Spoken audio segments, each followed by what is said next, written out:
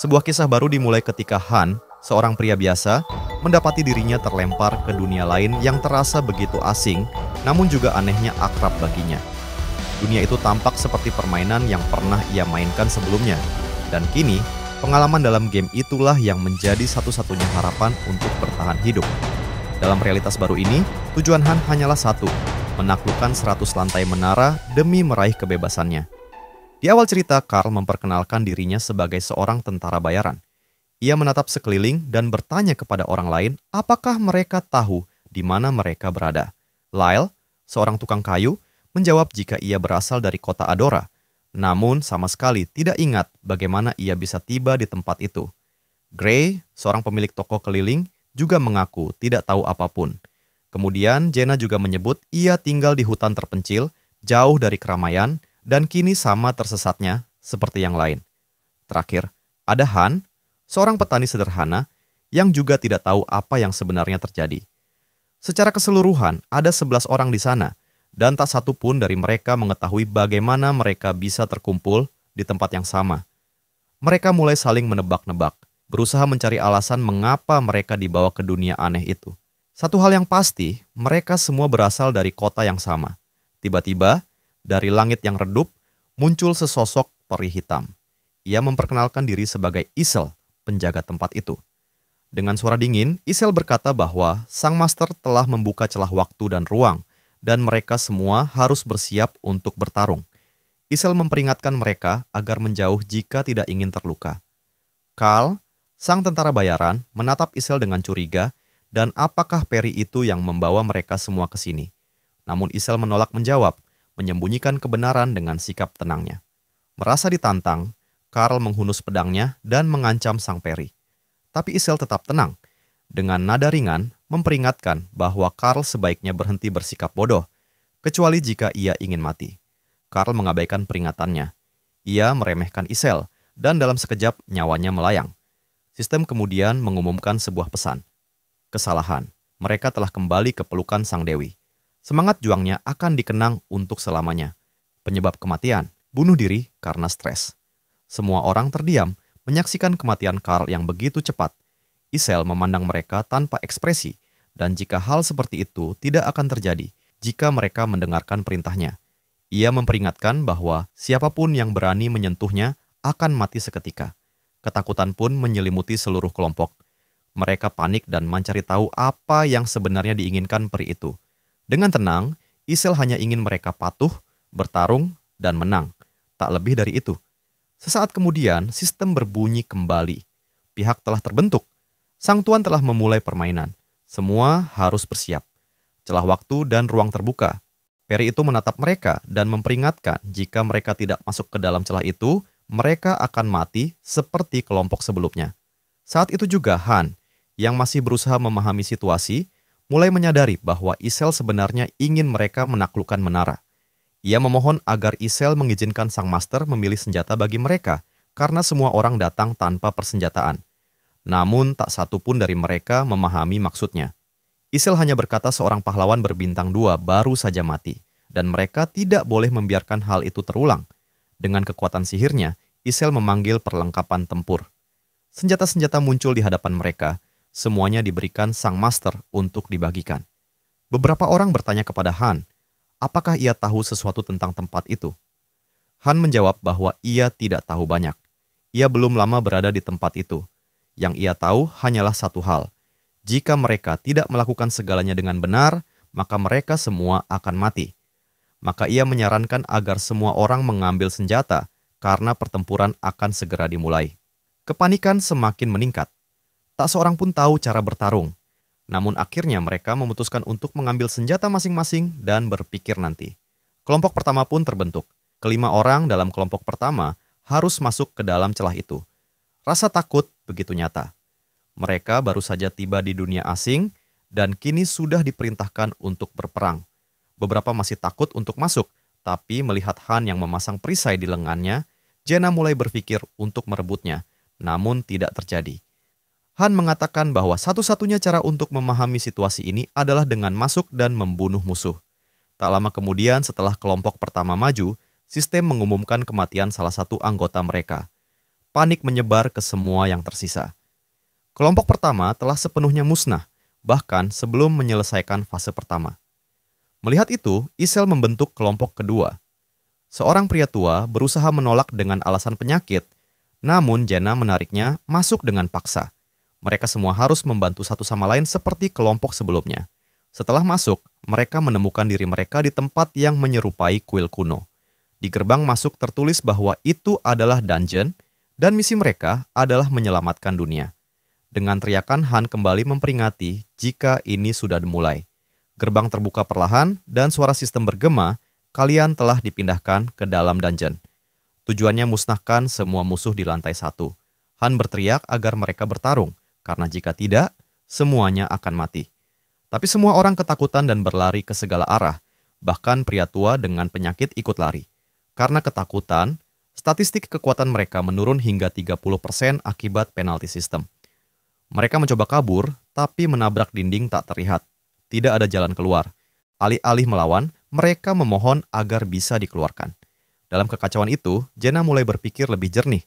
Apakah mereka bisa keluar jika membunuh para goblin yang muncul? Han mengiyakan kemungkinan itu. Mendengar itu, Jenna mulai mengambil busur panah. Ia tahu cara menggunakannya karena ayahnya dulu seorang pemburu. Han kemudian maju ke depan. Sementara Jenna menutupinya dengan serangan jarak jauh. Sekarang bukan waktunya untuk bergantung pada mereka yang tak bisa berkontribusi. Dan disitulah semuanya dimulai. Gerombolan goblin muncul dari kegelapan. Han yang belum pernah mengayunkan pedang atau mengangkat perisai sebelumnya, menggertakkan giginya untuk menghadapi serangan para goblin. Nama lengkapnya adalah Han Seojin, dan kini ia sadar jika telah masuk ke dalam permainan sialan. Game yang selama ini ia mainkan di ponselnya. Sebuah game buatan Mobius Corp. Tujuan permainan itu adalah mencapai lantai 100 menara. Pemain harus mengumpulkan bahan, memperkuat hero, dan menggunakan strategi untuk menaklukkan setiap lantai. Hingga kemarin, Han hanyalah orang biasa. Dalam permainan itu, para pahlawan dibagi berdasarkan peringkat bintang dari 1 hingga 7. Namun, Han dikenal memiliki keberuntungan paling buruk. Bahkan setelah ribuan kali putaran gacha berbayar, ia tidak pernah mendapatkan hero dengan lebih dari 5 bintang. Sementara pemain lain memilikinya dengan mudah. Tidak seperti game lainnya, permainan Pick Me Up memiliki aturan keras. Jika seorang hero mati sekali saja, maka ia tidak bisa dihidupkan kembali. Kini, event baru telah dimulai, Momentous Advent, pembukaan Dungeon Advent. Anggota kelompok yang ia bentuk kini dipenuhi ketakutan, dan statistik mereka menurun 30%. Di dunia ini, tak ada lagi tombol keluar, tak ada reset. Ini bukan permainan biasa. Bagi Han, ini adalah kenyataan baru, dan satu-satunya cara untuk hidup hanyalah dengan bertarung dan bertahan. Han mempercayai bahwa segalanya akan baik-baik saja. Ia menatap pola serangan dan bentuk tubuh sang bos, mencoba membaca gerakannya seperti yang biasa ia lakukan di game. Namun tiba-tiba monster level 999 yang tubuhnya tertutup kegelapan muncul dan menghabisi semua hero-nya dalam sekejap. Layar permainan menunjukkan pesan kekalahan. Para hero-nya telah mati bahkan sebelum sempat mempelajari pola serangan sang bos. Namun sesuatu yang aneh terjadi. Monster itu tiba-tiba menatap langsung ke arahnya melalui layar. Han tertegun. Itu bukan bagian dari pola permainan. Pandangannya gelap. Lalu tiba-tiba muncul sistem. Jika sebuah akun sedang dibuat, ia tidak melakukan apapun, tapi sistem berjalan sendiri. Nama yang terpilih untuk akun itu adalah Whatever. Han bahkan tidak mengetiknya. Namun nama itu terasa cocok pendek dan mudah diingat. Semuanya terjadi begitu cepat. Pesan selamat datang muncul di layar. Selamat datang di dunia Pick Me Up. Apakah Anda ingin memulai tutorial? Setelah menyelesaikannya, Anda akan menerima hadiah awal. Dalam sekejap, pandangan Han berubah. Ia kini berada di sebuah kota kecil di Provinsi Haim. Di dunia yang asing itu, tanah di mana manusia hidup berdampingan dengan berbagai ras lainnya. Namun, ketenangan itu tak bertahan lama. Musuh misterius mulai menyerang dunia damai tersebut. Sistem berbicara lagi, menyapanya sebagai sang master, dan memintanya untuk menaiki menara jika ingin menyelamatkan dunia. Misi tutorial diberikan, membunuh para goblin yang menyerbu kota. Han belum menyadari bahwa semua ini bukan lagi permainan. Ia mengira ini hanyalah tutorial biasa. Ia mengangkat pedang yang diberikan sistem dan menahan serangan goblin.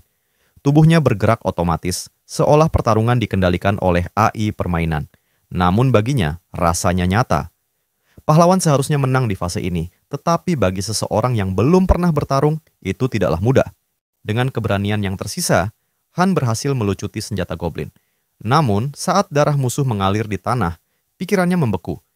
Ia baru saja membunuh makhluk hidup, bukan data dalam game. Setelah pertempuran itu, sistem memberitahu bahwa ia naik level dan memperoleh hadiah. Barulah ia mulai berpikir jernih. Ia memandang sekeliling dan mulai mengenali tempat itu. Ini benar-benar dunia pick me up. Dunia yang dulu hanya ia lihat di layar ponselnya.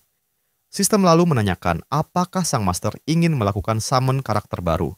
Ia diberi 500 permata untuk pemanggilan pahlawan tingkat tinggi. Summon pertama gratis dan Han memutuskan untuk mencobanya. Cahaya melesat dari langit dan sistem mengumumkan hasilnya. Selamat, Han mendapatkan pahlawan bintang 4. Dari cahaya itu muncul seorang perempuan. Ia memperkenalkan diri sebagai Shay. Han menyadari bahwa ia sendiri juga dipanggil ke dunia ini dengan cara yang sama, seperti seorang pahlawan yang disummon oleh pemain lain. Setelah perkenalan singkat, sistem mengirim mereka berdua ke dalam dungeon. Han terlihat jelas seorang pemula. Namun Shay bertarung dengan cekatan, menghabisi para goblin hanya dalam hitungan detik. Perbedaan kekuatan di antara mereka sangat mencolok. Han tidak bisa mengeluh. Shay memiliki 3 bintang lebih tinggi darinya. Sistem mengumumkan bahwa mereka telah menyelesaikan tahap pertempuran dengan baik dan tahap terakhir tutorial sudah menunggu. Tahap itu adalah sintesis pahlawan. Pintu terbuka perlahan. Di depan mereka muncul sosok peri bernama Isel. Isel menatap Han dengan heran karena entah bagaimana Han tahu namanya tanpa pernah diberitahu. Han lalu menyebutkan nama aslinya Han Seojin yang berbeda dari nama karakternya di game, Han Islat. Bahkan foto dalam bukunya tidak sama dengan penampilannya saat ini. Isel mulai memahami sesuatu, Han bukan lagi pemain, melainkan manusia yang benar-benar ada di dunia ini. Ia berasal dari bumi. Kepalanya berputar. Ia tidak mengerti apa yang sedang terjadi. Ia merasa seperti kehilangan akal sehatnya. Isel berkata bahwa Han harus masuk ke ruang sintesis. Han menolak. Ia tahu jika ia masuk, ia akan mati. Namun Isel tidak peduli. Ia mengatakan bahwa sintesis akan dimulai, entah Han mau atau tidak. Sistem mengumumkan jika sintesis telah dimulai. Cahaya sihir sudah menyelimuti lengannya. Ia baru mengerti sekarang. Proses sintesis akan menggabungkan 2 pahlawan menjadi satu yang lebih kuat, tetapi salah satunya akan dikorbankan. Sang pahlawan yang diserap akan lenyap untuk selamanya. Han adalah pahlawan bintang 1, sementara Shay adalah bintang 4. Secara logika, tidak ada pemain waras yang akan mengorbankan pahlawan bintang 4 demi memperkuat pahlawan bintang 1. Ia sadar bahwa ia akan menjadi tumbalnya. Han menatap tubuhnya yang mulai diselimuti cahaya putih. Tubuh Shay perlahan menghilang, berubah menjadi partikel energi. Han berteriak putus asa, tak percaya dengan apa yang terjadi. Ia tidak mengerti kenapa Shay yang bintang 4 bisa menjadi korban. Semua ini tidak masuk akal. Ia kembali ke dungeon sendirian, sementara sistem terus berjalan. Salah satu pahlawan telah mati, dan para anggota lain mulai panik. Mereka sadar jika lengah sedikit saja, kematian akan menjemput mereka. Han menyadari yang terpenting, kini ia selamat. Walaupun Han menduga sang master yang mengendalikan mereka mungkin melakukan kesalahan. Dalam game, pemain cukup menyeret ikon karakter ke posisi tertentu untuk melakukan sintesis. Satu kesalahan kecil bisa berakibat fatal. Dan mungkin itulah yang terjadi padanya. Ia bertahan hidup, tapi hanya karena keberuntungan. Shay mati sia-sia akibat kebodohan sang master. Sementara itu, Jenna, salah satu anggota lain, berhasil membunuh sisa goblin dengan serangan dari belakang. Han tidak tahu bagaimana ia dipanggil ke dunia ini, tapi satu hal yang ia yakini, ia kini adalah hero bintang 1 bernama Han Islat. Sebelum tiba di dunia ini, ia sempat melihat monster level 999 menatapnya dan tertawa. Ia yakin, makhluk itulah yang menyeretnya ke dunia ini. Han bersumpah akan membalas dendam. Lengannya terluka parah, tapi ia tetap memaksakan diri. Sistem permainan ini aneh. Pemain hampir tidak punya kendali dalam pertarungan, para hero bertarung secara otomatis. Namun, dunia ini nyata, dan ia harus bertahan. Game Pick Me Up memiliki jutaan pemain di dunia nyata, dan alasan orang memainkannya adalah karena mereka bisa bertindak seperti dewa, menyaksikan dunia kecil bergerak sesuai kehendak mereka. Han sendiri dulunya juga pemain pick me up. Ia menyukai sistem kerajinan item, strategi, dan taktik yang menantang. Sekarang ia sadar betapa ironis nasibnya. Ia dulu pemain, kini menjadi karakter di dalam game. Ia teringat julukan lama permainan itu, game yang dikutuk. Han tahu bahwa seseorang di luar sana sedang memperhatikannya. Maka ia memutuskan untuk menerima kenyataan, ia tak akan mengeluh lagi. Kini, inilah dunia pick me up yang sebenarnya. Di dunia ini ada dua cara seorang pahlawan mati, dibunuh di medan tempur, atau disintesis menjadi korban. Pahlawan bintang 1 seperti dirinya hanyalah pion. Murahan, lemah, dan mudah dikorbankan. Statistik dasarnya rendah, laju pertumbuhannya lambat, dan setiap hari ia hidup di bawah ancaman disintesis oleh pemain yang lebih kuat. Namun Han bersumpah akan bertahan. Ia akan menjadi lebih kuat, selamat, menuntut balas, dan suatu hari kembali ke asalnya. Ia tidak tahu bagaimana semua ini akan berakhir, tapi satu hal pasti, jika ia tidak berkembang, ia akan mati. Situasi ini mengingatkan pada masa lalunya ketika wajib militer. Ia sadar, untuk bertahan, tidak cukup hanya mengandalkan kekuatan fisik. Ia harus menjadi kuat, baik secara tubuh maupun mental. Dan di dunia kejam ini, hanya mereka yang terus berjuanglah yang akan hidup. Han berjuang di tempat ini dengan pikiran yang tidak stabil. Sejak kecil, ia tumbuh tanpa orang tua dan tanpa siapapun yang melindunginya, jadi rasa kesepian sudah menjadi bagian dari dirinya. Ia mengakui bahwa dulu, perhatian dari orang lain adalah sesuatu yang sangat ia butuhkan. Di tengah pelatihannya, Jaina datang menghampirinya dan bertanya apa yang sedang ia lakukan. Han menjawab ia sedang berlatih untuk membunuh monster. Jaina menatapnya cemas, ia datang mencarinya karena khawatir.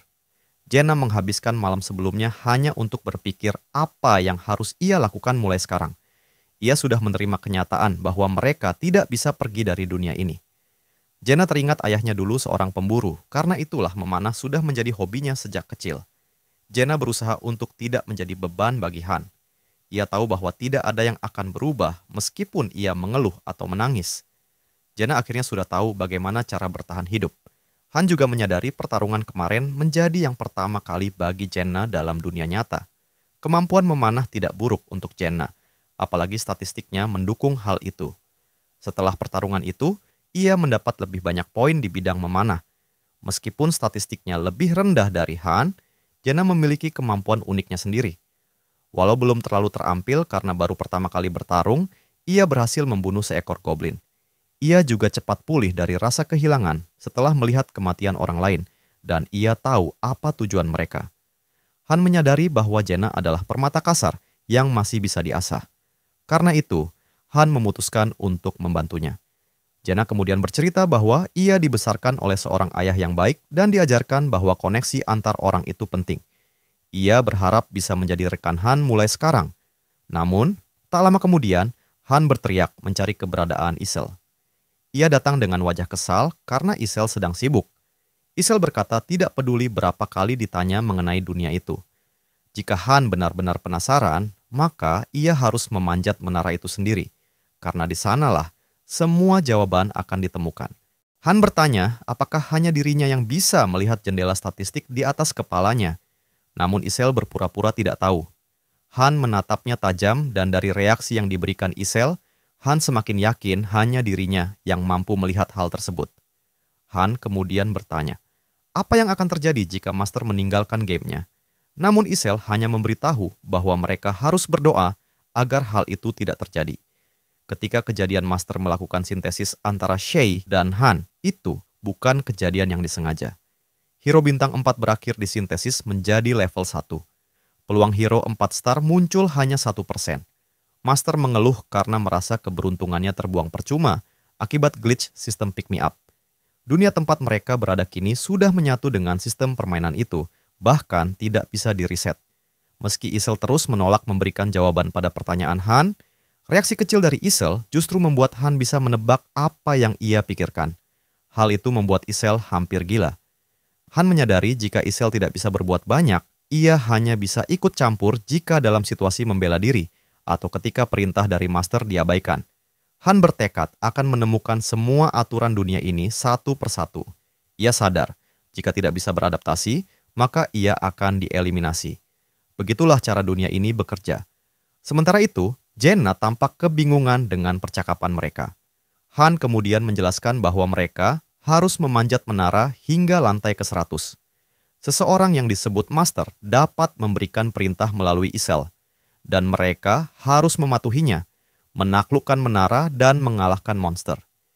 Jadi itulah alasan mereka harus berlatih keras agar menjadi lebih kuat. Jenna bertanya, apakah hanya mereka berdua yang akan melakukannya? Han menjawab jika Master bisa memanggil orang lain, akan ada lebih banyak orang yang disummon ke tempat ini. Han sadar, hidupnya kini tergantung pada keputusan mereka, meskipun pada akhirnya semua kehidupan mereka berada di tangan sang Master. Setelah 1 hari penuh pelatihan, Han menemukan satu aturan menarik dari dunia ini. Barang kebutuhan sehari-hari dan makanan akan diberikan keesokan harinya. Bahkan jika seseorang membayangkan sesuatu yang ingin dimilikinya, benda itu akan muncul di dalam laci lemari. Tentu saja hal ini tidak berlaku untuk senjata atau benda sejenisnya. Hasil dari pelatihan pun berbeda. Hal-hal yang dulu tidak ia pahami saat memainkan Pick Me Up, kini mulai ia mengerti. Han menyadari bahwa beberapa hero memiliki kekuatan tempur berbeda meskipun memiliki peringkat yang sama.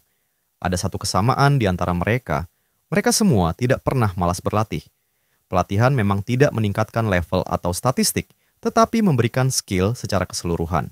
Han tahu bahwa Master akan segera mengelompokkan para hero utama menjadi 3 kategori. Pertama, berdasarkan mentalitas, Master tidak peduli pada pahlawan yang mudah panik. Kedua, berdasarkan skill, hero dengan peringkat tinggi biasanya dipanggil dengan kemampuan yang sudah dikuasai, sedangkan hero berperingkat rendah menyimpan bakat tersembunyi yang harus ditemukan oleh Master sendiri. Ketiga, berdasarkan kemampuan fisik, dan inilah aspek yang sedang Han tingkatkan saat ini. Pada hari ketiga pelatihan, Master akhirnya masuk ke sistem. Han telah memperoleh 2 skill baru dari latihan kerasnya. Ia memberitahu Jenna untuk bersiap, karena Master sudah datang dan akan memanggil hero baru. Dalam satu kelompok, hanya 5 orang yang bisa bergabung, jadi kemungkinan Master akan memanggil 3 orang tambahan. Benar saja, Master memanggil 3 hero bintang 1, Aaron, Toby, dan Jason. Ketiganya kebingungan dan tidak tahu di mana mereka berada. Jenna tidak langsung menyuruh mereka bersiap bertarung. Ia berencana menjelaskan segalanya setelah mereka ke tempat aman. Saat pintu menuju dungeon terbuka, tim pun terbentuk. Mereka harus segera mengambil senjata sebelum terlambat. Sayangnya, mereka tidak memiliki cukup senjata karena semua anggota sebelumnya telah mati menolak bertarung.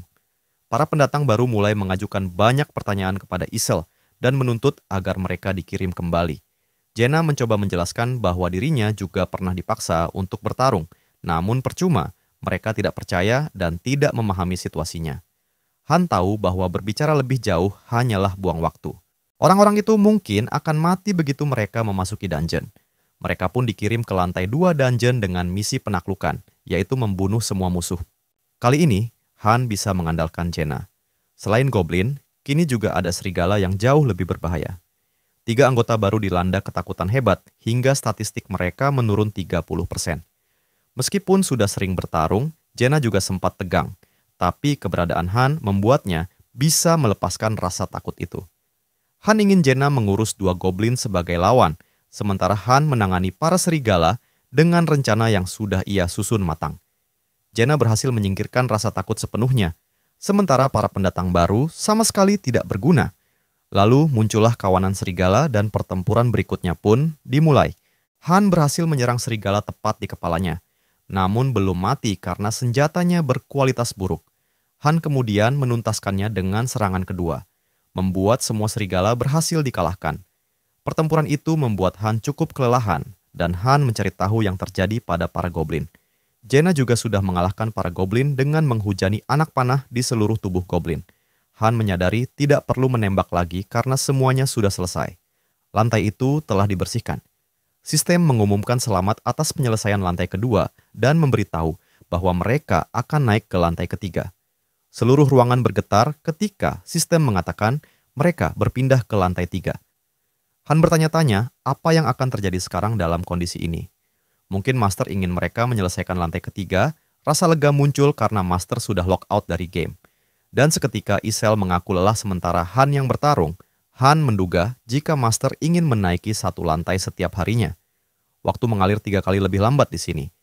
Han menghitung jika Master akan masuk lagi dalam 3 hari. Meski intelligence berkurang 1, kekuatannya bertambah 2, total statistiknya naik 4.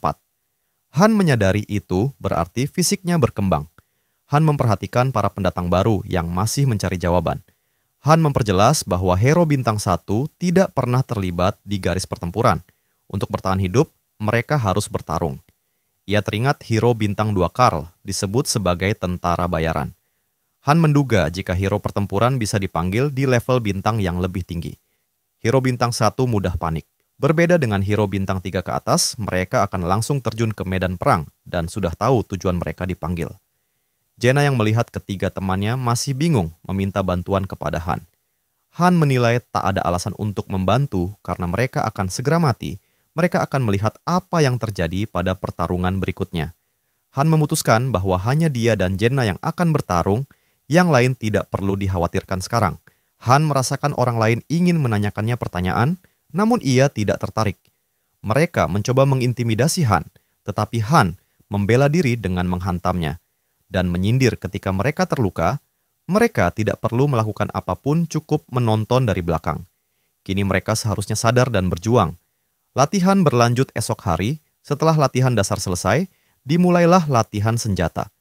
Han mengayunkan pedang kayu dan Jaina menembakkan panah. Sementara 3 lainnya bahkan tidak datang ke ruang latihan, karena hanya mencari jalan keluar dan mencoba kabur. Han berdiri menahan panah-panah yang ditembakkan Jaina, tetapi beberapa panah masih mengenai tubuhnya. Han mengingatkan jika tidak perlu merasa khawatir. Dunia ini bukan dunia fisik tempat mereka sebelumnya hidup. Lukanya pulih dengan cepat dan rasa sakit hanyalah bukti bahwa mereka masih hidup. Latihan berlanjut tanpa henti hingga 2 keterampilan dasar Han menyatu, melahirkan teknik baru dasar pedang dan perisai. Master kemudian masuk dan memanggil mereka. Isel meneriaki mereka untuk cepat bersiap dengan pertempuran baru.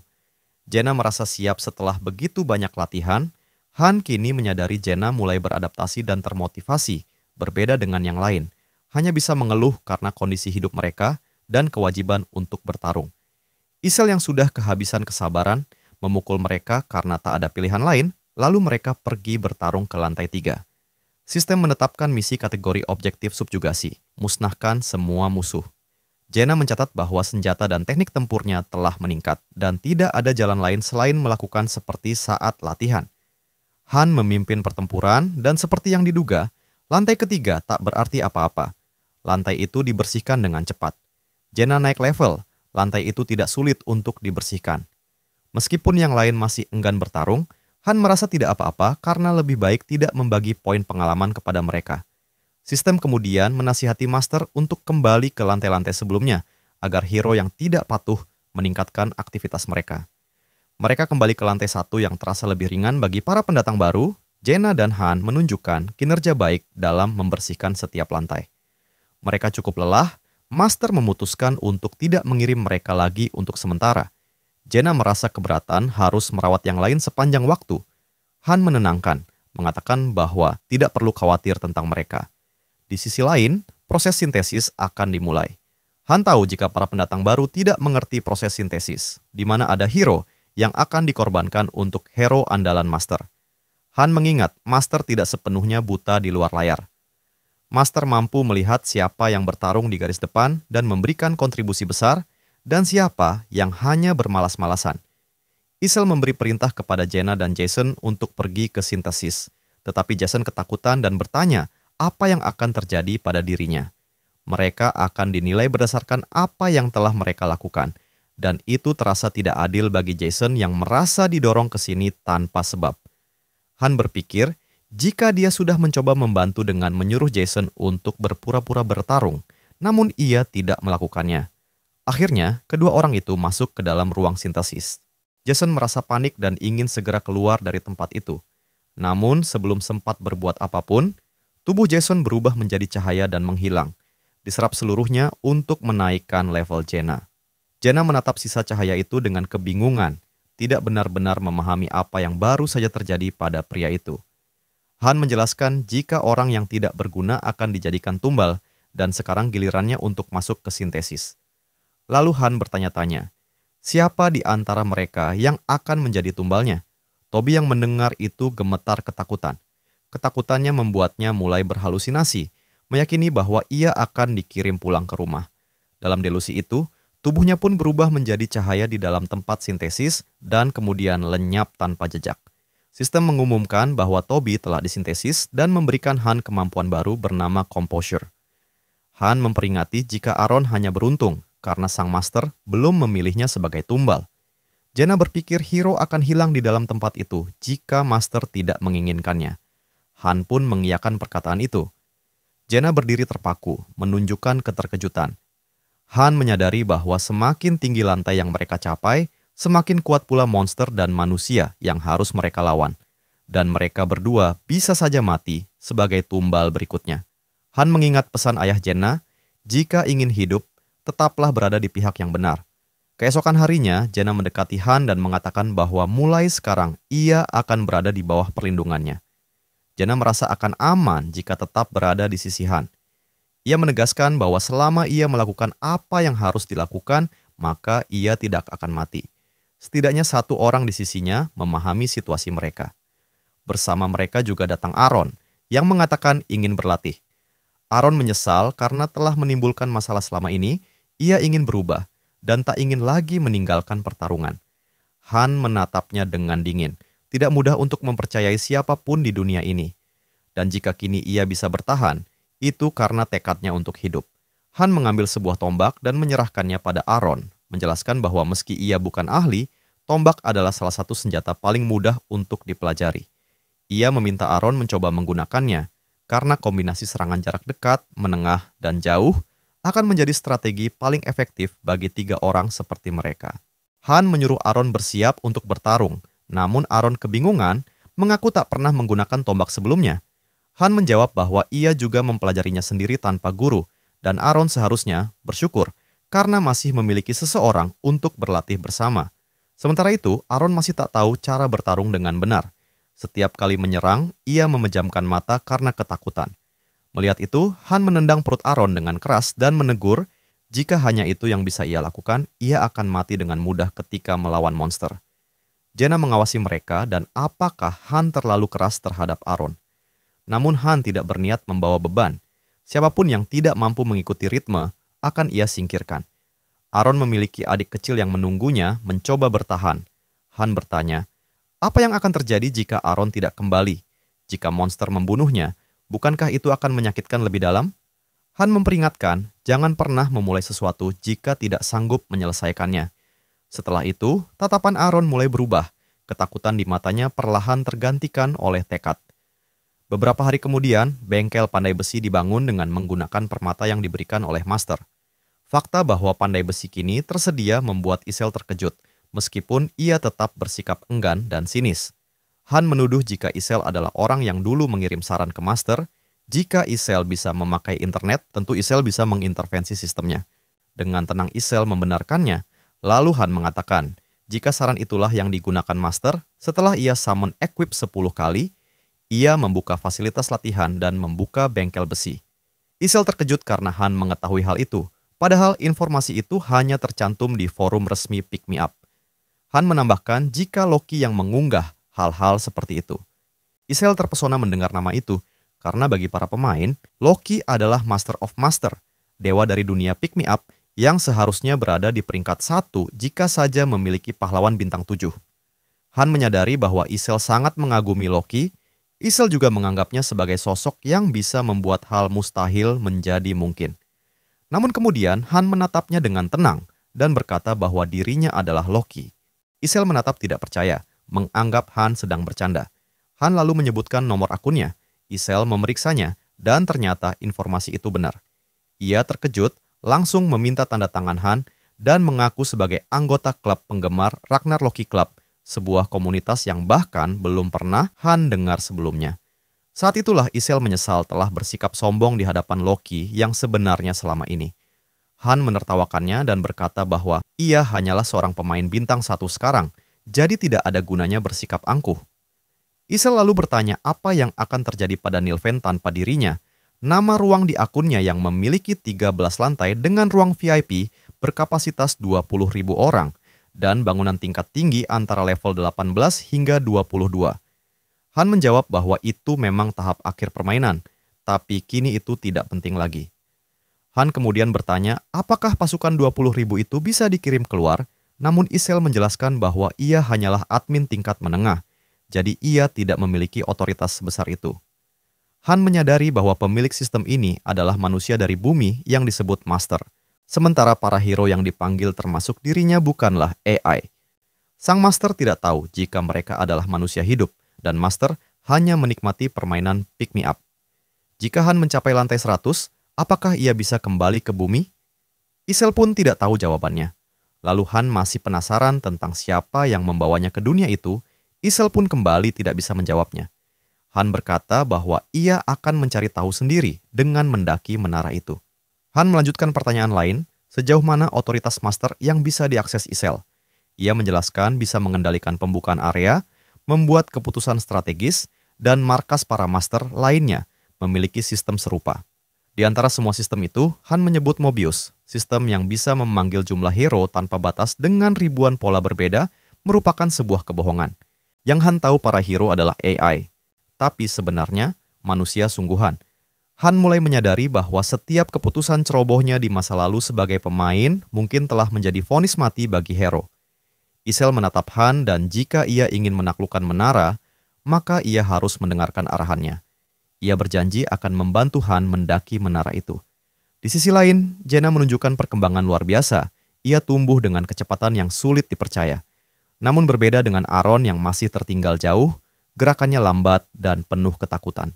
Han sadar jika situasi terus berlanjut seperti ini, Aaron bisa saja mati. Karena Aaron baru saja kalah latih tanding dengan Jaina. Sedangkan Isel mulai berdebat dengan Jaina tentang siapa yang paling pantas melayani Han. Hampir saja Isel membongkar jati diri Han yang sebenarnya hingga Isel menahan diri dan tidak melanjutkan ucapannya. Namun Jaina tampak sudah curiga siapa Han sebenarnya. Setelah pembicaraan itu, Han meminta Isel membuka gudang penyimpanan. Di sana mereka menemukan kulit dan kayu, lalu mereka memutuskan untuk pergi ke bengkel pandai besi. Han berencana menggunakan pedang baru karena pedang lamanya sudah usang dan tidak berguna lagi. Dari hasil pembicaraannya dengan Isel, Han menyadari jika ia adalah separuh master dan separuh hero. Artinya, Han dapat memasuki area yang biasanya hanya bisa diakses oleh para master. Namun, Han masih kekurangan instalasi, pengalaman, dan rencana kerja, sehingga hukuman sistem berlaku dan tingkat keberhasilan menjadi sangat rendah. Ketika sistem memintanya memilih tingkat kesulitan puzzle, Han memilih tingkat paling tinggi, yaitu Ultra Hell. Ini adalah mini game buatan para master, dan kebanyakan pemain tidak berani mencobanya. Namun, hadiah yang didapat dari sana sangat menggiurkan. Han diberi waktu 3 menit. Bahkan ia tidak bisa membedakan bentuk-bentuk objeknya. Meski begitu, ia tetap tenang dan memulainya. Isel yang menonton terkesan dengan kemampuan tangannya. Kemampuan itu dinamakan teknik 1000 tangan. Dari percobaan itu, Han berhasil dengan sukses besar, menempa sebilah pedang panjang berkualitas tinggi. Walau materialnya biasa-biasa saja, hasil tempaannya menunjukkan keahlian luar biasa. Han kemudian membuat berbagai senjata lain untuk rekan-rekannya, busur pendek yang seimbang, tombak panjang yang tajam, dan perisai besi yang keras. Semua peralatan itu berada di peringkat C. Kualitasnya bukan karena hasil kerja yang buruk, melainkan karena bahan dasarnya kurang bagus. Han memutuskan untuk tidak membuat lebih banyak peralatan lagi agar tidak menarik perhatian para master. Setelah itu, mereka kembali menuju dungeon. Jaina menggunakan busur barunya dalam pertempuran di lantai 4, di mana misi mereka adalah penaklukan total dengan tujuan membasmi semua musuh. Master hanya mengirim 3 orang untuk melakukan raid. Strateginya adalah Jaina menyerang para harpi dari jarak jauh, sementara Aaron melindunginya. Namun, begitu pertempuran dimulai, Aaron menjadi panik, ketakutan, dan seluruh statusnya menurun drastis, membuatnya tak bisa bertarung dengan benar. Jaina menampar Aaron agar ia tersadar, karena jika ia gagal lagi, mereka semua akan mati. Han berteriak pada pasukannya agar tidak mempermalukan diri sendiri dan terus maju melawan para monster. Dengan mengikuti rencana awal, tim mereka berhasil meraih kemenangan serta mendapatkan beberapa hadiah. Aaron akhirnya jatuh kelelahan meski sebenarnya tidak banyak bertarung. Ia merasa cemas memikirkan apa yang akan terjadi padanya setelah ini. Meski begitu, Master menambahkan Aaron ke daftar hero favoritnya, bersama dengan Han dan Jaina. Aaron merasa senang karena hidupnya terselamatkan. Jaina memuji bawahan yang telah bekerja dengan baik, tapi Han tidak memandang mereka seperti bawahannya. Han kemudian memikirkan tentang hero yang lain. Nomor satu seharusnya adalah Sirius dari Niflheim. Ia mengingat bahwa satu kelompok terdiri dari 5 anggota dengan 6 bintang dan level 99. Ia berpikir mungkin ia akan bertemu mereka lagi di suatu tempat di dalam menara. Han menyebut bahwa permainan ini terasa seperti game AFK dan mengatakan jika Submaster Series akan menangani wilayah Niflheim bersama Jornet. Keduanya dikenal sangat bijaksana dan cerdas, dan kini Han tahu jika mereka semua manusia. Hingga di suatu tempat Sirius sedang berbincang dengan Jornet, ia berencana meninggalkan Jornet dan memanfaatkan setiap waktu yang berharga. Sebelum berpisah, mereka saling memberi tugas, dan tujuan Sirius pergi untuk menyelidiki keberadaan master mereka, Loki. Sementara itu, sistem menampilkan notifikasi bahwa tempat tinggal para hero telah naik level. Batas kekuatan para hero meningkat, sebuah restoran baru telah dibangun, dan kini mereka bisa menikmati makanan berkualitas tinggi. Pusat pelatihan juga menjadi lebih efisien. Begitu pula dengan bangunan lain seperti gudang, bengkel kerja, dan pandai besi. Para pahlawan terkejut melihat seberapa jauh perkembangan ini terjadi. Han menyadari jika Master benar-benar menginvestasikan uang nyata ke dalam permainan ini. Hal yang wajar mengingat segalanya mulai menjadi menarik. Mungkin Master merasa seolah sedang bermain dengan orang sungguhan, karena pada dasarnya mereka memang hidup nyata. Han memperhatikan bahwa semakin tinggi mereka naik di menara, fasilitas yang mereka miliki juga semakin baik. Waktu daring Master pun terlihat tetap. Han berpikir, Master juga melakukan riset dan bahkan mungkin mengeluarkan uang untuk permainan ini.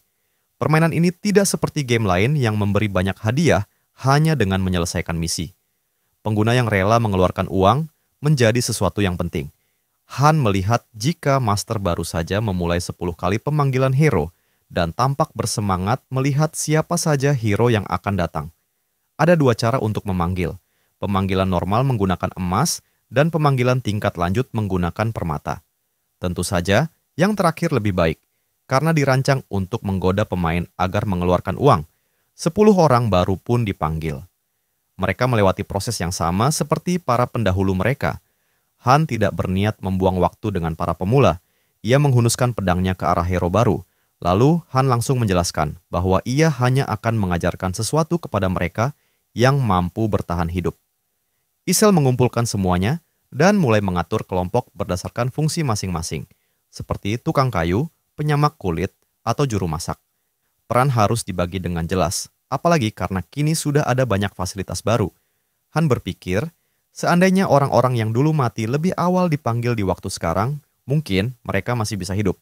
Sistem ruang tunggu kini mulai berubah. 2 kelompok genetik terbentuk, dan bagi para pendatang baru, ini sangat berat. Jika dianggap tidak berguna, mereka tidak akan diberi makan. Master mulai memisahkan yang berguna dari yang tidak, membiarkan seleksi alam di dalam dungeon menentukan siapa yang bisa bertahan. Dalam raid, korban mulai berjatuhan. Han tidak perlu menjelaskan apapun karena mereka yang tidak siap langsung gugur di tahap pertama. Orang kedua mati, kemungkinan 2 lainnya bertahan. Sekarang, giliran kelompok lain. Mereka sama sekali belum siap. Aaron merasa iba melihat para pemula dan ingin bertempur. Meskipun ini bukan pertempurannya, Han menganggap pengalaman itu bisa berguna untuk pertempuran nyata di masa depan.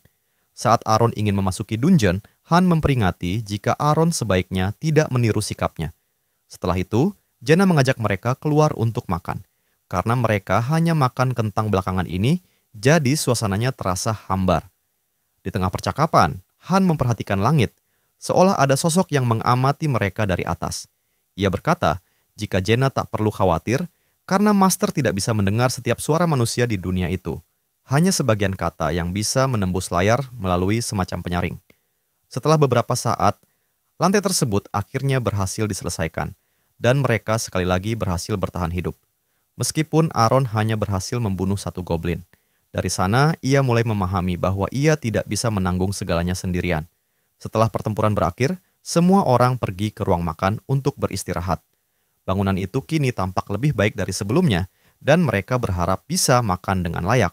Asalkan sang master tidak menganggap mereka sebagai orang-orang yang tidak berguna. Semua terlihat bersemangat karena mengira mereka akan memakan daging kali ini.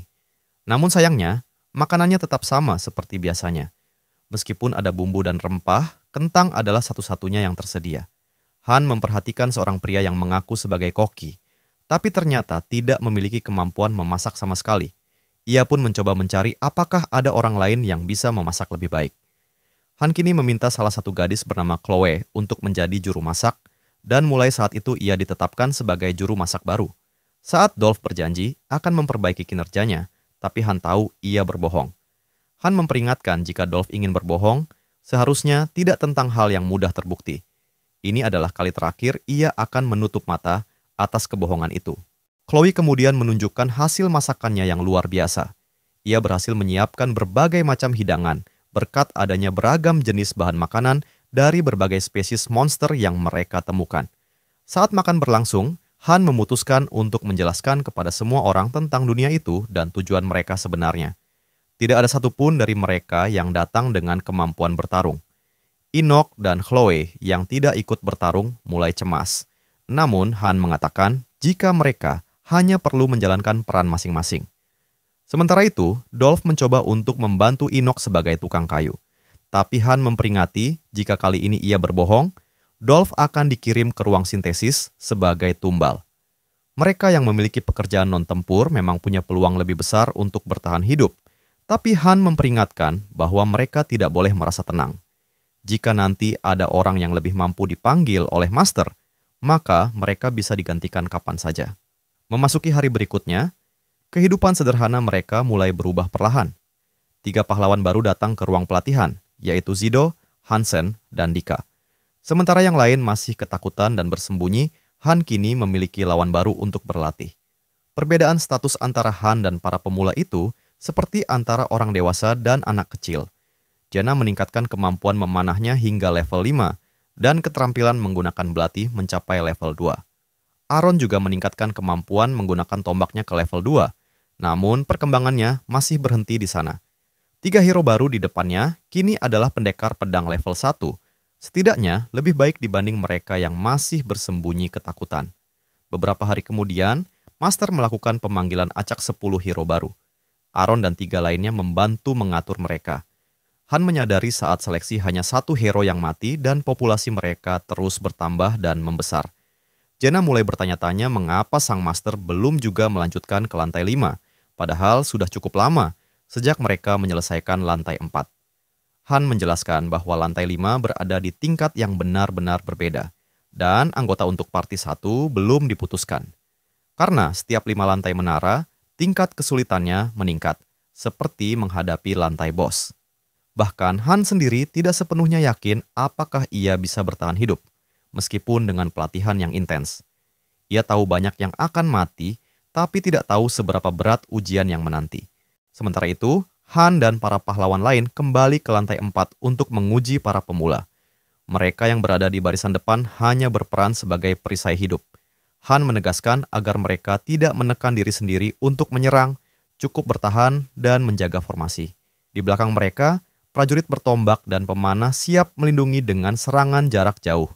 Dengan teriakan perang, semangat mereka bangkit untuk menghadapi para goblin. Mereka yang lemah memiliki cara tersendiri untuk bertahan. Dengan menggabungkan kekuatan dan menjaga formasi, mereka mampu menahan serangan dengan baik. Han memilih tidak ikut campur, karena jika ia turun tangan, para pemula itu tidak akan pernah belajar. Akhirnya, mereka berhasil menyelesaikan lantai itu dengan sukses. Namun Han masih belum tahu jenis misi apa yang menanti di lantai 5. Dan pasti ada misi yang tidak bisa diselesaikan sendirian. Para pemula tampak gembira dengan pencapaian mereka. Mereka mulai menunjukkan kemajuan yang membuat Jena dan Han kagum. Sementara itu, waktu offline sang master semakin lama. Kini mereka telah mendapatkan pandai besi dan penyamak kulit yang bekerja sama dengan tukang kayu untuk memproduksi peralatan. Mereka berhasil membuat pedang dan perisai peringkat E untuk para pahlawan baru, yang meningkatkan peluang bertahan hidup secara drastis. Untuk kelompok utama, peralatan yang diberikan jauh lebih berkualitas. Selain itu, 3 orang disintesiskan ulang karena dianggap tidak aktif. Salah satunya adalah Dolph. yang selama ini berbohong tentang keahliannya. Beberapa hari berlalu, para pemula mulai terbiasa dengan lantai 4, bahkan sampai merasa bosan. Kali ini, Han bersiap untuk memasuki lantai 5. Isel memperingatkan bahwa lantai itu akan sedikit berbeda. Han menyarankan agar mereka tetap berhati-hati. Begitu mereka melewati pintu, kelompok itu muncul di sebuah kota yang hancur. Tak ada monster di sekeliling mereka. Han memerintahkan agar mereka menuju pusat kota untuk menilai situasi. Saat mereka bergerak, terlihat jelas bahwa kota itu benar-benar kosong. Bukan hanya dari monster, tetapi juga tanpa penduduk sama sekali. Tidak ada manusia yang tersisa. Dinding bangunan penuh noda darah yang sudah mengering. Jenna memanjat menara jam untuk memeriksa keadaan dari atas. Dari sana, ia melihat sesuatu yang membuatnya terkejut dan kebingungan. Ia ingin percaya bahwa matanya salah, tapi apa yang dilihatnya nyata. Ribuan goblin sedang bergerak dari luar kota menuju arah mereka. Sistem segera menampilkan notifikasi misi lantai 5, kategori bertahan hidup dari serangan musuh. Han langsung memerintahkan Jenna untuk turun dari menara. Ia memperingatkan agar mereka tidak panik. Kali ini bukan misi penaklukan, melainkan misi bertahan hidup. Namun, mereka tidak diizinkan bersembunyi di dalam bangunan, mereka harus terus bergerak mencari tempat yang lebih aman. Waktu bertahan telah ditetapkan 30 menit. Setelah para musuh tiba, mereka harus bertahan hingga waktu itu habis. Namun sayangnya, peluang sebuah kelompok untuk selamat dari misi bertahan hidup hanya 9%. Kini, Han dan timnya harus menghadapi ujian paling berat yang pernah mereka temui di menara. Tidak ada bangunan lain yang cukup layak untuk dijadikan tempat bertahan. Cepat atau lambat, mereka pasti akan menerobos masuk. Mereka tidak punya waktu untuk mencari lokasi baru. Satu-satunya pilihan adalah bertahan di tempat ini. Lorongnya sempit, jadi mereka hanya bisa melawan satu demi satu musuh. Tidak peduli berapa banyak jumlahnya, mereka harus bertahan. Han mengatur rencana untuk membagi posisi, dan mereka akan bergantian bertarung agar masing-masing bisa memanfaatkan waktu untuk bernapas. Jenna akan berjaga di tengah perempatan, memanah hanya saat Han memerintahkan, dan menggunakan panah sehemat mungkin. Sebelum para goblin tiba, mereka segera memperkuat barikade. Jika goblin berhasil masuk lewat salah satu lorong, semuanya akan mati. 30 menit akan menjadi ujian hidup dan mati. Timer mulai berjalan ketika goblin pertama muncul di hadapan mereka. Pertempuran pun dimulai. Mereka bahkan belum sempat menyelesaikan barikade ketika para goblin menyerang. Pada awalnya, goblin-goblin itu tidak menjadi ancaman berarti bagi Han. Namun masalah utama adalah jumlah mereka yang terus bertambah. Han memutuskan untuk membuat barikade menggunakan tubuh para goblin itu sendiri. Tidak peduli seberapa cepat mereka membersihkan mayat, goblin-goblin baru terus bermunculan dari kegelapan. Jenna meminta untuk bergantian ketika nanti Han mulai kelelahan. Pola pertarungan sudah jelas bagi Han. Mereka harus memblokir, lalu serang.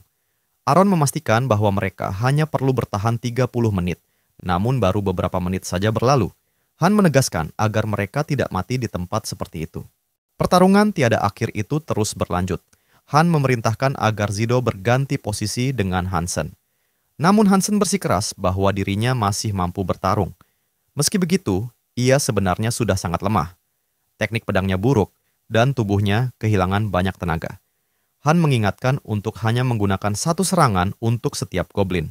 Satu tebasan, satu tusukan, kemudian lanjut ke target berikutnya. Karena goblin-goblin ini lemah, seperti lantai 1. Hanya saja jumlahnya jauh lebih banyak. Mereka menyerang seolah-olah ingin mati.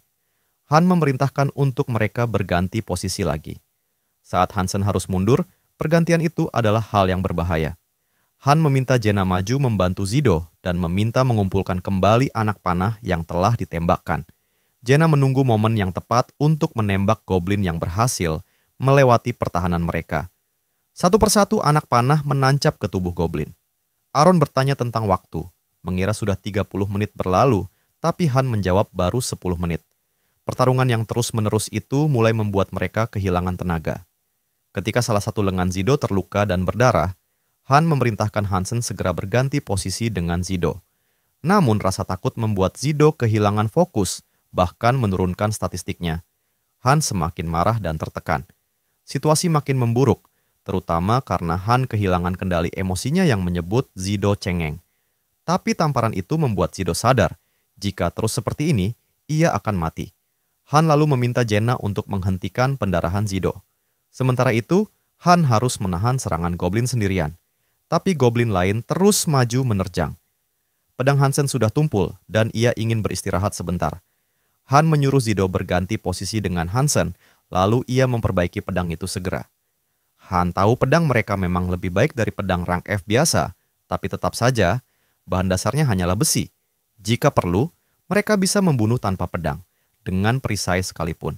Saat itu, Jenna kembali berganti posisi dengan Aaron agar Aaron bisa beristirahat dan mereka bisa bertahan.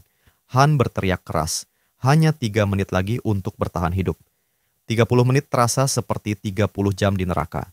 Pergantian terakhir dilakukan, Aaron menggantikan Jenna dan Hansen berganti tempat dengan Zido. Han menyuruh Jenna untuk menembak ke arah Hansen, meskipun jumlah panah mereka hampir habis. Tidak ada pilihan lain, mereka harus melakukannya, atau semua akan mati. Jenna menuruti perintah itu. Salah satu goblin yang melintasi posisi Hansen menjadi gila karena tertancap terlalu banyak panah. Zido berusaha menggantikan posisi Hansen, namun ternyata goblin menusuk perut Zido. Jenna terus menembak untuk melindungi Zido, tapi terlambat. Ketika Jenna berlari ke arahnya, Zido telah tertunduk. Lalu terbaring ke tanah, Zido kehilangan banyak darah dan kepanikan melanda. Membuat Han berteriak tidak terima. Jenna tidak tahu harus berbuat apa. Jika ia menarik senjatanya sekarang, keadaan akan memburuk. Situasi semakin tak terkendali ketika Hansen juga meminta pergantian posisi. Pertarungan hampir selesai, tapi laju serangan musuh tidak melambat sedikit pun. Han berjuang sekuat tenaga menahan gelombang goblin dari sisinya, sementara Hansen menahan sisi lainnya. Namun kekuatan Hansen semakin habis, Han menyuruhnya fokus dan tidak khawatirkan yang lain. Hansen mencoba menenangkan diri. Han memberitahu Jenna jika Zido telah mati. Tidak ada waktu untuk berduka, mereka harus terus bertarung. Jenna mulai bergerak cepat, mengasah kemampuan pedangnya di tengah pertempuran. Ia bertanya berapa lama lagi waktu yang tersisa, sambil terus menebas musuh. Dalam waktu yang sama, kemampuan Han juga meningkat karena terus mendorong batasnya. Namun, semua itu tidak berarti jika mereka mati di sini. Hansen sudah kehilangan banyak darah, tubuhnya terlalu lemah untuk menahan gelombang goblin berikutnya. Ia meminta Han menyelamatkannya, tapi Han tidak bisa meninggalkan posisinya. Goblin-goblin mendekat cepat ke arah Hansen. Yang lain melihatnya dan ingin membantu, tetapi Han berteriak agar mereka tetap di tempat. Jika mereka ingin menangisinya, lakukan itu setelah keluar dari tempat ini hidup-hidup. Begitulah, Hansen pun tewas. Kini hanya 3 dari mereka yang tersisa. Mereka bertahan membentuk formasi bertiga untuk saling melindungi. Han menyuruh Jenna memanjat dinding. Mereka akan menahan goblin di belakang agar yang lain bisa naik. Mereka harus membunuh beberapa goblin sekaligus, karena menghadapi satu persatu sudah tidak mungkin. Jenna sudah berhasil naik dan menarik Han naik. Lalu Han menyuruh Aaron naik dan Jenna membantu Aaron, menggenggam tangannya agar bisa ikut naik. Namun tiba-tiba, salah satu goblin menusukkan senjatanya ke kaki Aaron. Han terpaksa meluncur turun lagi untuk membunuh goblin itu. Lalu menahan serangan terakhir, kemudian memotong sebagian kaki Aaron agar ia bisa cepat naik. Seketika teriakan keras menahan kesakitan itu keluar dari mulut Aaron. Aaron sudah kelelahan setelah pertarungan panjang dan kini tubuhnya mulai mengalami pendarahan hebat. Namun, mereka tetap berusaha menarik tubuhnya. Para goblin memanjat tumpukan tubuh sesama mereka untuk mencapai posisi para hero. Jenna mengambil tombak milik Aaron dan menggunakannya untuk menahan agar tidak ada satupun goblin yang bisa naik. Tidak ada tempat untuk melarikan diri. Jika mereka berhasil menembus pertahanan, maka semuanya akan berakhir. Dalam usahanya itu, Jenna kehilangan tombaknya dan kini terpaksa menendang setiap goblin yang mendekat. Saat mereka tidak akan mampu bertahan lama lagi menghadapi goblin yang semakin banyak, Han berteriak jika hanya tersisa 30 detik. Tetapi Jenna tidak mempercayainya. Namun kali ini, Han sungguh memohon agar mereka bertahan sebentar lagi. Salah satu goblin mendekati Han dengan cepat. Han tertusuk dan terdiam sejenak sebelum goblin lain datang dan menebas tubuhnya. Luka-luka itu membuat Han mengalami pendarahan parah, lalu berusaha menahan pendarahan yang ia derita. Tidak hanya dia, Jenna juga mulai terkena serangan dan mengalami pendarahan, dan mereka kini benar-benar terkepung. Han sadar segalanya sudah berakhir. Dalam keputusasaan, ia menggeram bahwa dirinya akan mati di lantai 5. Ia tidak mengerti mengapa harus melalui penderitaan seperti ini. Hal-hal seperti ini tidak pernah terjadi di bumi. Ia berteriak dalam hati, bertanya mengapa semua ini menimpanya, mengapa ia harus sendirian menghadapi semua ini. Ia menolak mati di lantai 5, bukan di tempat seperti ini. Namun sesuatu mulai berubah. Goblin-goblin itu mulai berjatuhan seperti lalat. Dalam dirinya, sebuah kekuatan baru terbangun, kemampuan berserk telah terlahir. Jenna tidak mempercayai yang ia lihat.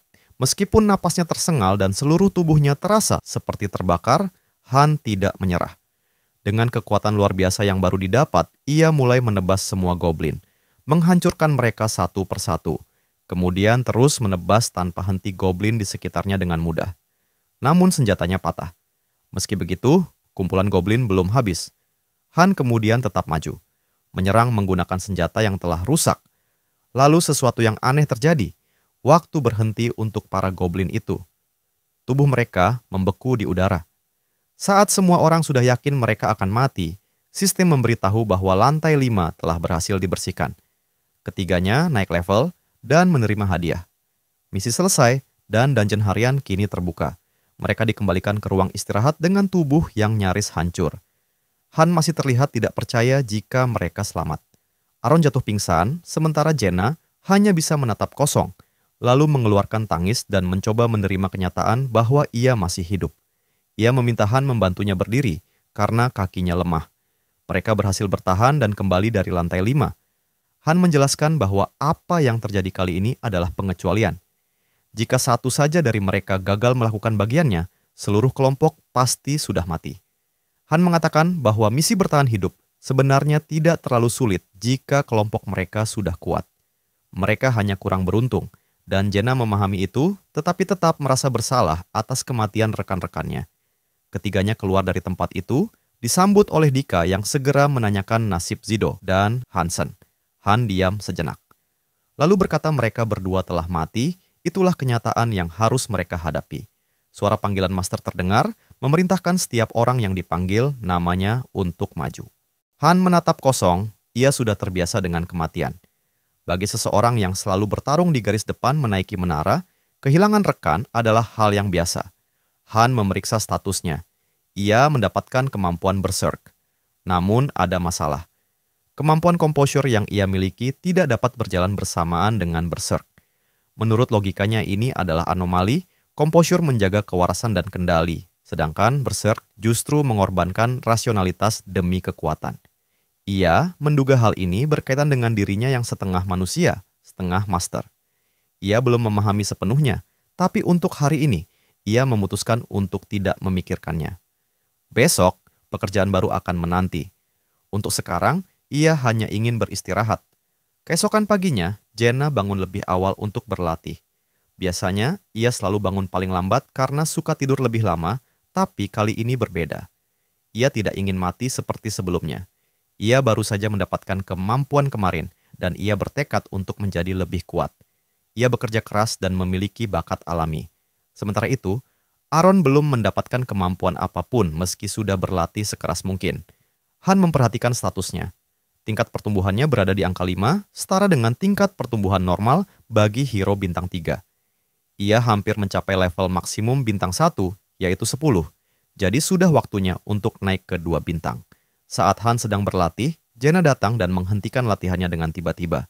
Ia terkejut melihat Han masih baik-baik saja setelah apa yang terjadi kemarin. Sementara Jenna mengkhawatirkan Aaron karena tidak keluar dari kamarnya. Ia masih terpukul setelah kematian Hansen dan Zido. Han tahu Aaron sedang melalui masa sulit. Meski begitu, Han tidak ingin menurunkan semangat kelompok. Ia mengatakan bahwa jika mereka serius dalam berlatih, mereka bisa menjadi prajurit yang hebat. Tidak seperti para penghuni menara yang malas dan hanya ingin menghindari proses sintesis. Han menyebutkan bahwa Zido dan Hansen sebenarnya memiliki potensi besar. Ia menyesal, merasa jika orang-orang lain yang seharusnya mati menggantikan mereka. Aaron datang terlambat, wajahnya pucat, dan jelas masih diselimuti rasa bersalah karena merasa tidak cukup kuat untuk melindungi rekan-rekannya. Han menenangkan dirinya dengan mengatakan jika mereka mati karena memang lemah, bukan karena kesalahan siapapun. Sudah berlalu sebulan sejak Han datang ke dunia itu, meskipun di dunia nyata baru 10 hari berlalu. Berdasarkan pengamatannya, ia sudah mulai memahami pola login milik Master. Master masuk 3 kali sehari, pagi, siang, dan malam. Waktu di area pertempuran berjalan sesuai waktu nyata. Jika perbedaan waktu mencapai 3 kali lipat, maka 30 menit di luar setara dengan 1,5 jam di sini. Han sadar, jika waktu berjalan lebih cepat dari itu, mereka semua pasti sudah mati. Isel merasa bangga dengan pencapaian kelompok Han. Meskipun hanya memiliki perlengkapan seadanya, mereka berhasil melewati lantai 5. Ia menyebut Han sebagai master dari para master. Meski alasan dibalik sikapnya tetap menjadi rahasia. Sementara itu, Isel terus menegaskan bahwa siapapun yang tidak berusaha keras akan ditinggalkan. Parti 4 pun dibentuk, terdiri dari Han, Jaina, dan 3 hero baru. Kali ini, mereka mendapat misi menuju retakan ruang dan waktu. Han menenangkan mereka, mengatakan bahwa misi ini akan lebih mudah. Hanya dungeon harian sederhana di hutan selama 11 jam. Di sana, mereka hanya perlu mengumpulkan berbagai material langka. Salah satu anggota baru, Owen, berbicara dengan Han, mengatakan bahwa mereka mungkin tidak akan banyak membantu mengingat kekuatan mereka masih rendah. Han hanya menatapnya, tidak ada yang perlu dikhawatirkan. Karena kali ini tidak ada pertempuran, dan ia siap menghadapi apapun yang menunggu di dalam retakan itu. Parti 4 telah memasuki dungeon harian bernama Kendut Forest, dungeon dengan peringkat terendah. Tugas mereka sederhana, yaitu mengumpulkan material, lalu kembali. Tipe dungeon harian ini akan berubah tergantung pada hari dalam seminggu, jadi para peserta harus memeriksa terlebih dahulu sebelum masuk. Jaina yang masih terlihat waspada, bertanya di mana musuh berada. Namun Han menjelaskan, jika kali ini bukan pertarungan. Han menjelaskan bahwa tempat ini dikenal sebagai dungeon harian, area untuk mengumpulkan material. Han kemudian membuka portal kecil, meski bentuknya lebih menyerupai tempat sampah. Portal itu harus dianggap seperti keranjang belanja. Selama mereka berpikir seperti itu, semua hasil akan tersimpan otomatis di dalamnya. Tugas mereka hanyalah mengumpulkan material, tidak lebih. Namun berbeda untuk Jaina, ia akan mendapat kesempatan untuk berburu. Jaina ingin tahu hewan apa yang akan mereka cari, lebih tertarik pada daging daripada material lainnya. Saat berkeliling, mereka menemukan seekor rusa, mirip dengan hewan peliharaan, dan memutuskan untuk memburunya demi dimakan. Rusa itu akhirnya menjadi korban rasa lapar Jaina yang telah lama menahan diri. Jaina sudah terbiasa dengan proses berburu yang berantakan ini. Ia sering melihat ayahnya melakukannya, jadi darah dan kotoran bukan hal baru baginya. Han memberi perintah membagi semua hasil buruannya dan menyimpannya ke dalam jendela dimensi, memastikan tidak ada yang tertinggal. Ia menegaskan kepada yang lain untuk tetap fokus berburu, karena ia sendiri juga sudah muak makan kentang terus-menerus. Di tempat lain, mereka terus mencari sesuatu yang tampaknya sulit ditemukan. Hanya tersisa setengah jam sebelum waktu dungeon habis. Namun tiba-tiba, makhluk yang mereka cari muncul, sang ratu hutan, monster langka dari Kendut Forest. Monster itu adalah sumber material langka dari batu atribut tingkat rendah. Ia tidak selalu muncul, tetapi lokasi kemunculannya mudah dikenali. Dengan naluri yang tajam, Han menyerang, dan dengan kecepatan luar biasa, ia menebas para pelayan si ratu. Memenggal satu, lalu menebas yang lain hingga tewas. Dengan napas terengah, Han mengumpat, merasa puas setelah semua pelayan ratu hutan itu mati. Namun ratu hutan marah besar dan Han menantangnya menerjang maju untuk membalas. Sementara itu, para hero pemula lain masih berada di hutan, sibuk mengumpulkan bahan. Mereka baru menyadari kehadiran sosok besar yang mendekat, tapi bukan monster, melainkan Han yang kembali sambil membawa kepala ratu hutan. Kepala itu sangat besar untuk ukuran monster. Jaina terkejut melihat betapa besarnya rusa itu, lalu ia membantu mengumpulkan darah monster itu dan memasukkan ke portal. Jaina bertanya mengapa Han membawa kepala rusa, kepala itu tidak enak. Han hanya butuh tanduknya, tapi tidak bisa memotongnya. Jaina bingung karena rusa itu betina, tapi memiliki tanduk. Saat Jaina sedang mencoba memotong tanduknya, Han menyadari Jaina mendapat kemampuan awakening bernama Forest Hunter. Han juga mendapat batu atribut angin tingkat rendah yang dapat digunakan untuk membuat benda atau meningkatkan kekuatan para hero. Ketika mereka kembali ke ruang tunggu, Chloe menggunakan keahliannya lagi, kali ini untuk mengolah daging hasil buruan. Semua orang terlihat bersemangat. Mereka menikmati pesta besar setelah hari yang panjang. Usai makan, Han meminta Jenna untuk menemaninya lagi ke dungeon harian berikutnya. Kali ini, lokasinya adalah Sinmirel Plateau, tempat di mana dungeon berubah tergantung hari. Di sini, mereka bisa mendapatkan batu elemen lainnya. Han dan Jenna memasuki Sinmirel Plateau bersama. Jenna penasaran apakah mereka benar-benar bisa menjadi lebih kuat hanya dengan mengumpulkan material. Han menjelaskan itulah tujuan mereka datang ke sini, untuk memperoleh batu elemen, sumber kekuatan sejati bagi para pahlawan. Han menatap pemandangan luas di hadapannya. Dan ia dapat melihat tanaman langka yang disebut bunga kehidupan, bahan utama untuk membuat ramuan penyembuh. Han akan mengumpulkannya nanti. Mereka melanjutkan perjalanan dan berburu seekor serigala. Namun pertarungan itu tidak sulit bagi mereka. Han dan Jenna dengan cepat menyelesaikan perburuan. Jenna menguliti bangkai dan mengambil materialnya sebelum darah menarik perhatian monster lain. Han juga mendapatkan batu elemen air tingkat rendah yang mengandung energi dataran tinggi dan digunakan untuk pembuatan item serta peningkatan kekuatan pahlawan. Tempat itu terasa damai bagi Jenna yang masih membersihkan darah dari tubuhnya. Alangkah baiknya jika kehidupan selalu seperti ini, hanya berburu, mengumpulkan tanaman, makan, dan tidur tanpa perintah siapapun. Ia berpikir jika tidak ada master, itu akan menjadi surga. Han terpaku mengingat ia juga mantan master, dan dalam hatinya, Jenna berharap master itu tidak pernah kembali. Han menyadari bahwa Jenna memiliki pilihan. Ia bisa memilih untuk tidak bertarung, untuk hidup dengan tenang. Han memberinya kesempatan untuk keluar dari hidup yang keras itu. Tapi Jenna bertanya, jika Han bisa memberi kesempatan itu, kenapa ia tidak mengambil jalan yang sama? Namun Han hanya terkaget, lalu ia tersenyum kecil. Beberapa hari kemudian, Parti 1 akan menghadapi misi di lantai 6. Jenis misinya adalah eksplorasi area yang belum diketahui. Dika kini telah bergabung dengan kelompok mereka. Ini bukan dungeon harian, melainkan misi pengintaian, salah satu misi yang cukup langka. Aaron tiba-tiba bereaksi panik saat melihat musuh. Han memerintahkannya untuk tidak bersuara dan menundukkan kepala. Han menegaskan agar mereka menyembunyikan tubuh, bukan berbaring di tanah. Han mengatakan area ini tidak berbahaya sejauh ini. Jika mereka memenuhi syarat misi, mereka bisa menang tanpa pertarungan. Namun Dika melihat sekelompok goblin di kejauhan. Han memperingatkan itu bukan ide baik untuk menyerang mereka, karena seekor goblin tampak membawa trompet untuk memperingatkan sekutunya. Jenna memanjat pohon tinggi untuk mengamati dari atas, dan di kejauhan ia melihat desa goblin, sekitar 100 ekor berkumpul di sana. Han menganalisis pola jebakan mereka. Jika bertarung tanpa rencana, mereka akan diserang dari segala arah. Han memerintahkan Jenna untuk menembak goblin di sisi kanan, sementara Aaron akan menusuk musuh yang dipancing oleh Han. Jika situasi memburuk, Han meminta Dika untuk ikut membantu. Panah meluncur dan menembus kepala goblin pertama. Aaron segera menyerang dari belakang, menembus tubuh goblin lain dengan tombaknya. Goblin terakhir mencoba meniup trompet, tetapi Han tiba tepat waktu dan memenggal kepalanya hingga hancur, dan tidak bisa membiarkan musuh memanggil sekutu mereka.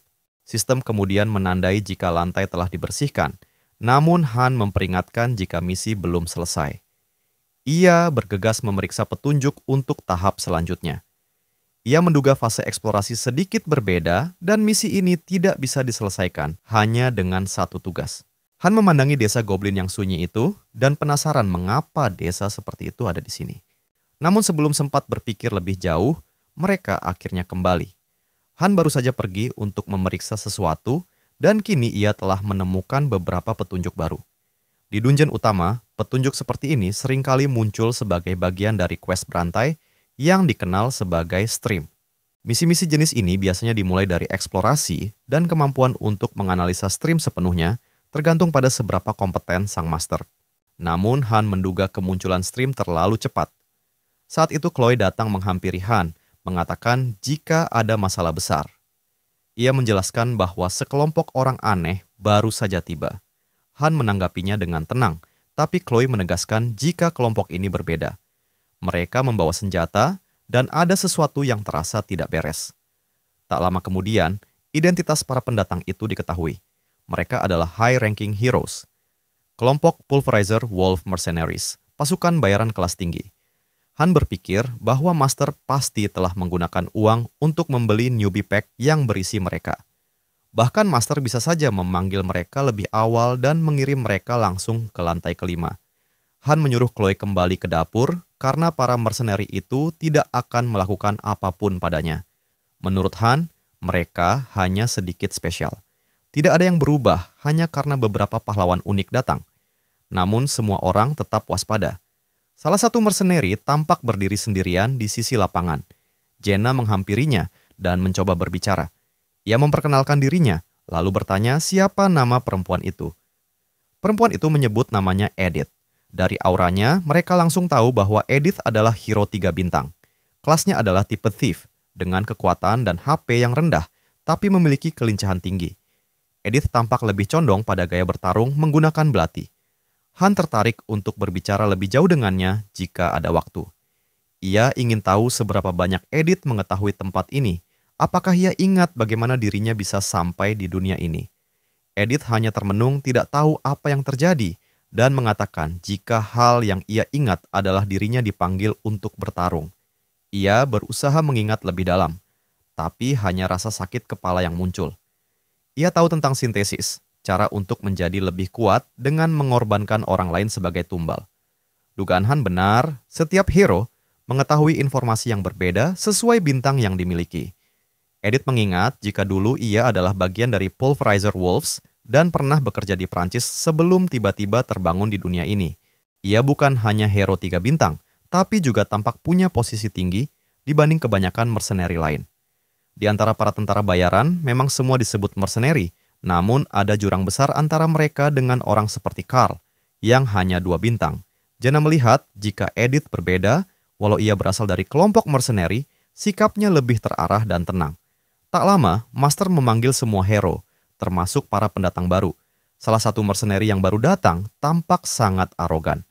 Ia mengeluh lapar, mengambil sepotong daging besar yang cukup untuk 5 orang, dan memakannya sendiri tanpa peduli yang lain. Sebelum masalah itu diperpanjang, Han memutuskan membawa semua orang menuju plaza utama untuk reorganisasi. Di sana, diumumkan jika Parti 5 akan dibentuk. Anggotanya terdiri dari para hero 3 bintang, mercenary bernama Avan, Jaqen, Wave, Fanning, dan Edith. Kemudian Avan dipilih sebagai pemimpin kelompok. Namun, begitu mereka bergabung, banyak yang merasa tidak nyaman berada di dekat mereka. Ada aura jahat yang menyelimuti grup baru itu. Meskipun begitu, para mercenary itu kuat. Isel lalu meminta mereka untuk masuk ke dungeon. Jenna melihat bahwa Edith terlihat baik, tapi ia tidak yakin dengan yang lain. Beberapa dari mereka mencoba meminta perlindungan kepada Han. Ia menjawab mereka tidak seharusnya mengharapkan hal itu darinya hanya karena ia kuat. Mereka adalah orang-orang yang malas saat pelatihan dan sekarang memohon bantuan demi bertahan hidup. Han mengingatkan mereka bahkan tidak mendekati level Dika. Selama ini, mereka hanya berpura-pura bekerja keras. Sementara, waktu luang mereka sia-siakan. Han menyebut mereka hanya orang-orang yang beruntung tidak disintesis, padahal tidak melakukan apapun. Ia memperingatkan mereka untuk pergi sebelum ia benar-benar kehilangan kesabaran. Han menatap kepergian mereka dengan tajam, dan sementara Aaron berdarah demi bertahan hidup, orang-orang seperti mereka justru bermalas-malasan. Mereka tidak pantas dikasihani. Han lalu bertanya, apakah Dika habis berkelahi dengan Aaron? Namun Aaron mengatakan, jika luka di wajah Dika hanya hasil dari duel biasa. Han membiarkannya dan menyuruh mereka masuk serta beristirahat. Dungeon telah dibersihkan. Goblin yang mereka lawan terlalu lemah, tidak cukup untuk memberi tantangan. Mereka siap untuk melanjutkan perjalanan ke area berikutnya. Tapi sebelum itu, seseorang mencoba menanyakan siapakah Han. Namun Han hanya tersenyum, lalu menjawab dingin jika hal itu bukan urusannya. Ketegangan meningkat antara dua kelompok itu. Perebutan kekuasaan mulai terlihat. Avan memperkenalkan dirinya secara resmi sebagai Kapten Mercenary Pulverizer Wolves. Sementara, Han menegaskan bahwa dirinya bukan mercenary, melainkan hanya seorang petani yang kebetulan memiliki senjata. Avan menatapnya dengan pandangan sinis dan bertanya, apakah semua perkumpulan tadi merupakan seluruh populasi tempat ini? Han membenarkannya. Avan hanya memalingkan pandangan tanpa berbicara lagi. Tiba-tiba, Master melakukan 10 pemanggilan baru secara bersamaan. Tidak ada yang tahu alasannya, tapi kemudian sistem mengumumkan bahwa proses sintesis dimulai. Beberapa hero akan dikorbankan demi memperkuat mereka yang dipilih Master. Para hero yang baru dipanggil tampak lemah dan kebingungan. Sayangnya, mereka tidak diberi kesempatan untuk membuktikan diri. Mereka hanya akan menjadi bahan tumbal. Han melihat semua itu dan merasa muak. Jaina berpikir bahwa ini tidak adil. Para mercenari melakukan sesuka hati dengan mengabaikan semua orang. Master membuat kesalahan besar. Ia terbutakan dengan paid summoning pertamanya. Memang benar bahwa hero 1 bintang tidak terlalu berguna dalam pertarungan, tapi di antara mereka pasti ada yang punya potensi. Namun Master tidak memberi waktu untuk memeriksa siapapun. Semua pahlawan 1 bintang langsung digunakan untuk sintesis. Kini, Han mulai memahami niat sebenarnya dari Avan dan Jaqen. Mereka tidak membiarkan siapapun yang lemah lolos.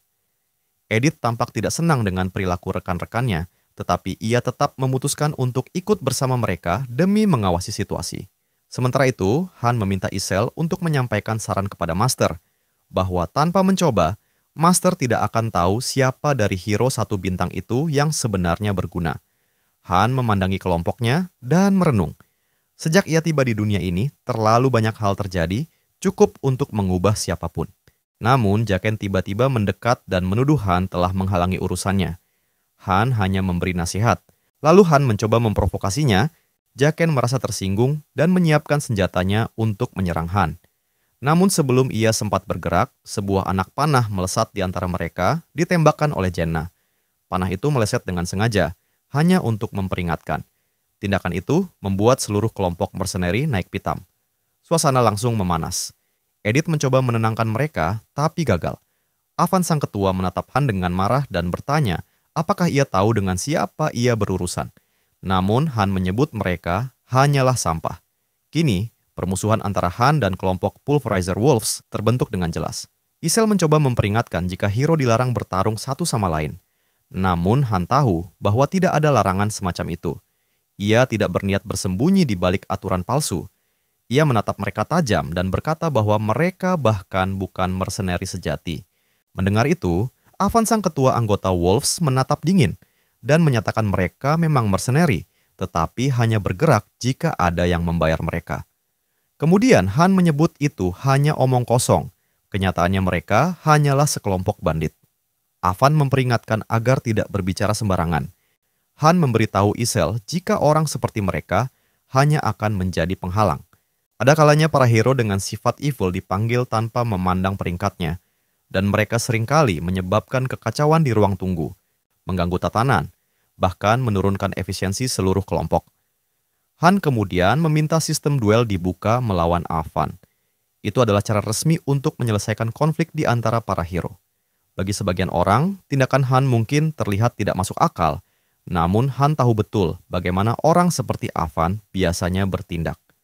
Han sadar bahwa alasan Avan menanyakan apakah semua yang bertarung ada di alun-alun adalah untuk memastikan tidak ada lawan yang kuat.